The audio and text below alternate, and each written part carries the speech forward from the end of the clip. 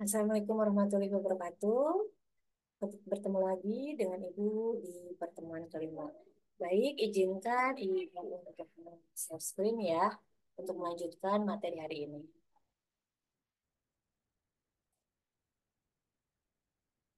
Oke, baik. Hari ini,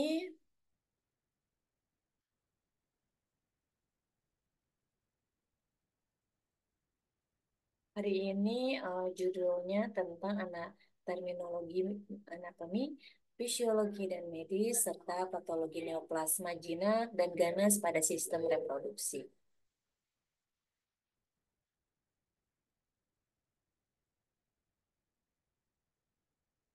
Dan pembahasan di sini akan membahas tentang patologi neoplasma sistem reproduksi. Ada akar dalam terminologi sistem reproduksi, ada juga awalan dalam terminologi medis sistem reproduksi. Juga ada juga tentang suspek pada neoplasma, jinak dan ganas pada sistem reproduksi. Ada terminologi medis dalam diagnostik, operasi, dan tes laboratorium. Yang pertama ada patologi neoplasma sistem reproduksi.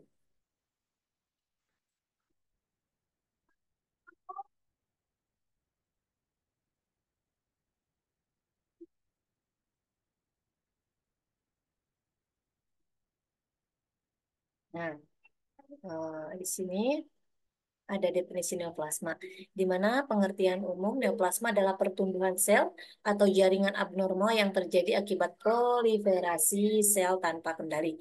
Ada juga jenis neoplasma terdiri dari neoplasma jinak, juga ada yang neoplasma ganas, dapat menyebar atau bermetastasis. Untuk perbedaannya, kalau jinak kan suka ada kapsulnya. Kalau misalkan si ganas itu sudah bermetastasis dan pengangkatannya itu berupa si kankernya itu jadi apa menyebar kemana-mana. Dan yang ketiga ada sistem reproduksi. Pada sistem reproduksi, neoplasma dapat mempengaruhi berbagai organ seperti ovarium, rahim, serviks, dan payudara, tergantung pada jenis sel penyusunnya. Ada juga pemicu utama yaitu faktor-faktor seperti genetik ya, karena seperti biasa kalau yang namanya genetik itu pasti turun-temurun, bisa saja turun ataupun bisa juga tidak akan turun. Karena kalau yang tidak akan turun mungkin sedikitnya penyakit itu bisa menyebar keturunannya, tetapi bisa juga apa dengan cara pencegahan. Terus bisa juga pemicunya karena hormonal, infeksi virus seperti HPV, dan paparan bahan kimia tertentu berperan dalam pembentukan neoplasma. Di sini ada karakteristik neoplasma, ada ciri-ciri neoplasma jinak. Sering sebelumnya ya pernah kita bahas juga di mana neoplasma jinak pertumbuhan lokal tanpa infiltrasi ke jaringan lain, kapsul jelas, dan jarang kembali setelah pengangkatan. Contohnya termasuk fibroid, uterus, dan fibroma ovarium. Jadi kalau neoplasma jinak itu biasanya ketika dilakukan operasi itu ada kapsul jelas gitu ya teman-teman langsung terangkat si kankernya. Dan ciri-ciri neoplasma ganas ini invasif menyerang jaringan sekitarnya sehingga bisa jadi menekan ya teman-teman dan bermetastasis melalui pembuluh darah atau limfatik dan sering tumbuh kembali meskipun telah diobati. Contohnya termasuk karsinoma serviks dan adenokarsinoma ovarium. Ya, kalau bedanya neoplasma ganas ini ketika dia sudah dilakukan pengangkatan, jika gaya hidupnya tidak baik lagi atau ada pemicu yang lain, sehingga si kanker tersebut itu akan tumbuh kembali jika si kankernya itu ganas. Dan dampak sistemik ini neoplasma ganas sering menyebabkan sasekia, kelemahan tubuh, gangguan fungsi organ, dan komplikasi akibat penyebaran sel kanker. Tentunya pada seseorang pasien itu pasti akan lemah ya karena si kanker tersebut. Karena bisa juga fungsi organnya terganggu dan komplikasi-komplikasi lain terhadap si pasien tersebut. Dan adapun diagnostiknya karakteristik histologis seperti pleomorfisme sel pada neoplasma ganas menjadi pembeda utama dan menentukan jenis neoplasma. Adapun pengobatan dan pencegahannya, di mana ada pilihan pengobatan tergantung pada jenis dan stadium pengobatan mencakup operasi pengangkatan, kemoterapi, radioterapi, imunoterapi, atau kombinasi dan metode-metode ini. Dan biasanya juga kalau pengangkatan dengan kemoterapi juga ya, dan radioterapi dan yang sebagainya, pasti mempunyai efek samping ya teman-teman. Jadi apabila ada pasien itu sedang menyusui ibunya dan diharapkan itu ibunya jangan dulu menyusui ya karena efek dari kemoterapi ini nanti bakal berdampak yang tidak baik untuk si bayinya. Jadi diharapkan biasanya kalau untuk si pasiennya itu ibu menyusui biasanya disarankan oleh dokter untuk jangan terlebih dahulu menyusui. Yang kedua ada pendeteksian dini, screening seperti pap smear, mamografi, dan pemeriksaan USG membantu menentukan neoplasma sebelum meluas, meningkatkan harapan hidup penderita. Bisa juga dengan pendeteksi dini ini ya teman-teman. Dan yang ketiga pencegahan primer ini meliputi vaksinasi, misalnya vaksin HPV, menghindari faktor risiko berupa merokok, terpapar bahan kimia karsinogen, dan menjaga pola hidup sehat. Meskipun misalkan sudah dilakukan vaksinasi, tetap saja ya kita harus melakukan pencegahan. Tidak semena-mena, misalkan kita karena sudah diimunisasi, bebas-bebas saja, gitu ya. Tidak mementingkan gaya hidup lagi. Nah, tidak seperti itu juga ya. Meskipun kita sudah melakukan imunisasi, tetap saja kita harus melakukan pencegahan dengan baik biar maksimal hasilnya. Dan yang keempat ada peran edukasi, kesadaran masyarakat tentang gejala awal seperti pendarahan abnormal atau nyeri panggul penting dalam mendukung diagnostik dan pengobatan lebih dini. Adapun akar dalam terminologi sistem reproduksi. Ada fungsi utama ya di mana memproduksi sel telur dan hormon reproduksi wanita seperti estrogen dan progesteron ya. Lokasinya berada di rongga panggul ya di kedua sisi uterus ya. Bisa dilihat di gambar. Ada warna pink ya. Di mana juga ada struktur terdiri dari korteks lapisan luar yang mengandung folikel dan medula lapisan dalam yang mengandung pembuluh darah dan jaringan pendukung. Di sini pun ada yang namanya hister, di mana hister ini eh, fokus organ. Nah, kata hister ini berhubungan dengan rahim, organ utama dalam sistem reproduksi, organ wanita yang berfungsi sebagai tempat perkembangan janin. Adapun konteks medis, istilah seperti histerektomi, pengangkatan rahim, dan histeroskopi, prosedur prosedur untuk memeriksa rahim, mengacu pada kondisi atau tindakan terkait rahim. Dan kondisi umum masalah seperti mioma, mioma uteri dan endometrium metriosis berasal dari rahim dan dapat mempengaruhi kesehatan wanita.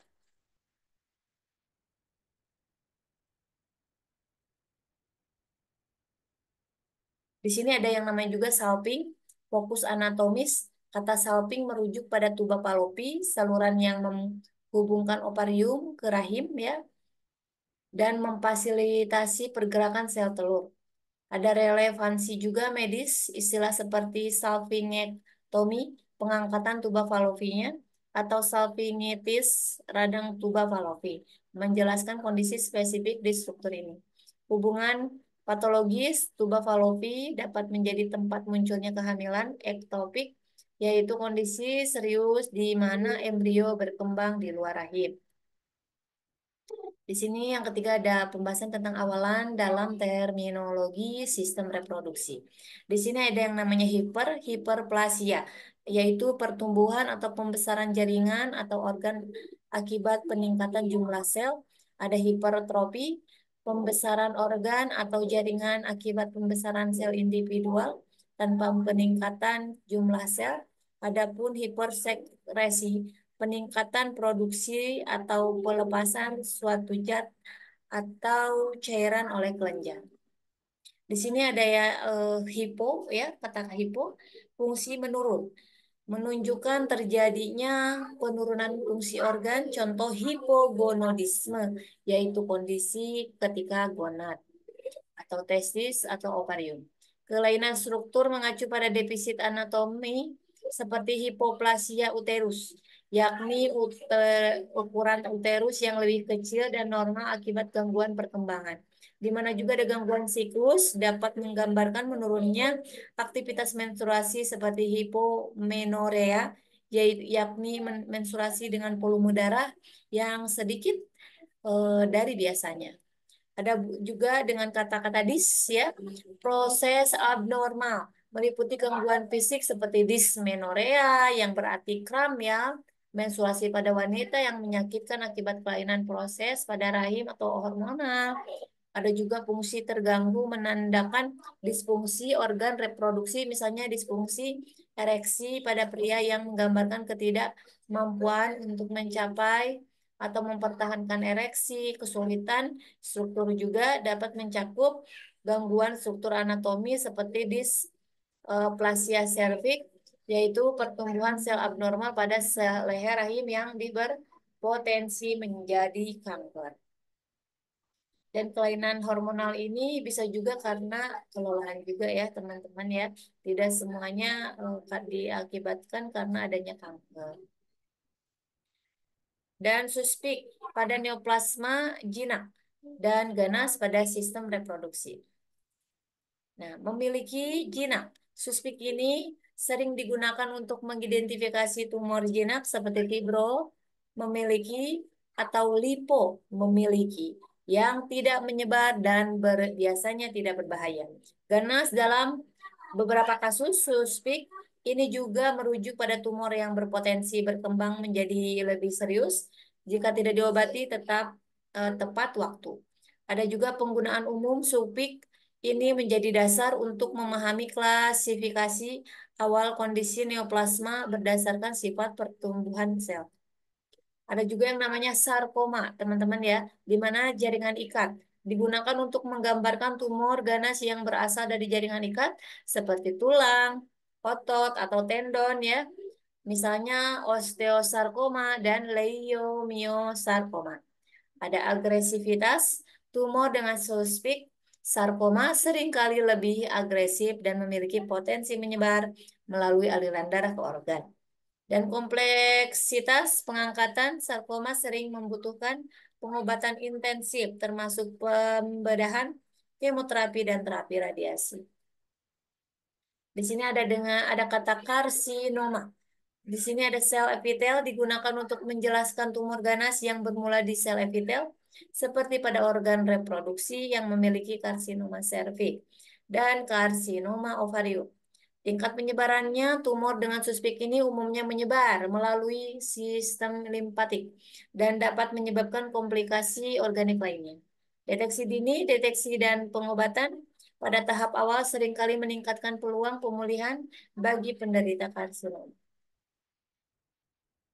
Yang kelima ini ada pembahasan tentang terminologi medis dalam diagnostik, operasi, dan tes laboratorium.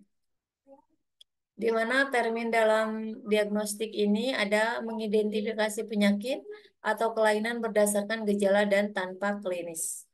Yang kedua ada diagnostik laboratorium. Biasanya dilakukan sampel atau analisis sampel biologis untuk mendapatkan data diagnostik. Bisa juga dengan cara diagnostik pencitraan, pemeriksaan menggunakan alat sinar X, MRI, atau CT scan untuk evaluasi kondisi pasien. Terminologi dalam operasi ada di sini namanya histerektomi. Operasi pengangkatan rahim yang bisa dilakukan secara total, termasuk leher rahim dan atau parsial, serta sering direkomendasi untuk kondisi seperti mioma atau kanker endometrium. Ada juga yang kedua oophorectomy, di mana pengangkatan satu atau kedua si ovariumnya pada wanita biasanya dilakukan untuk mengobati kista besar atau tumor ovarium jika jinak maupun ganas. Ada juga yang namanya salpingektomi, operasi pengangkatan tuba falopi, sering terkait dengan pencegahan kanker ovarium atau pengobatan kehamilan ektopik.